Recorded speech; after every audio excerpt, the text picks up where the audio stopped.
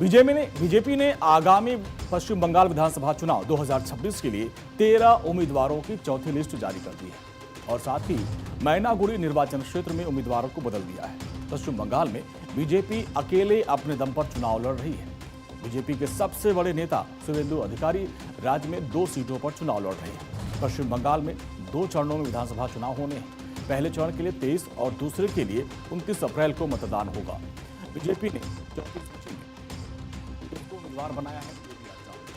27 seat से आशुतोष वर्मा को ticket दिया गया है।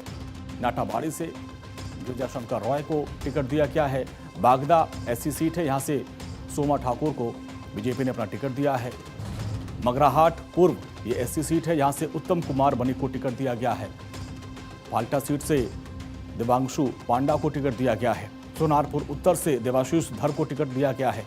चौरंगी सीट से बीजेपी ने देवाशीष धर को टिकट दिया है। हावड़ा दक्षिण से श्यामल हाथी को टिकट दिया गया है। पंचला सीट से रंजन कुमार पॉल चुनाव लड़ेंगे।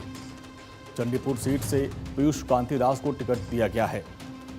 गारबेटा सीट से प्रदीप लोढ़ा उम्मीदवार बनाए गए हैं। मेमारी सीट से मानव गुहा को मौका दिया। बाराबंकी से अरिजीत रॉय चुनाव लड़ेंगे। मैनागुड़ी से दालिम रॉय को टिकट दिया गया है। बीजेपी ने पहले घोषित कैंडिडेट में एक बदलाव भी किया है। बीजेपी ने राज्य की सभी 294 सीटों पर लड़ने की तैयारी कर ली है। बीजेपी ने पहली सूची में 144, दूसरी में 111 और तीसरी में 19 नाम घोषित किए। पार्टी ने चौथी सूची भी जारी की और 13 नाम घोषित किए हैं। अब ऐसे में बीजेपी ने अभी तक 287 सीटों के लिए अपने उम्मीदवारों के नाम का ऐलान कर दिया है। बीजेपी ने अभी तक कैंडिडेट में कई बड़े चेहरों को भी मौका दिया है।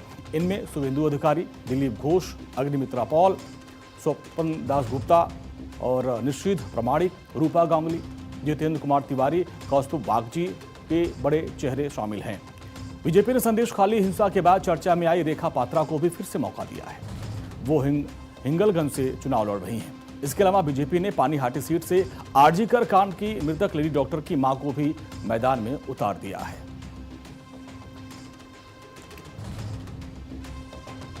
और इसी के साथ यहां पर वक्त हो गया एक छोटे से ब्रेक का। फौरन हाजिर होते हैं।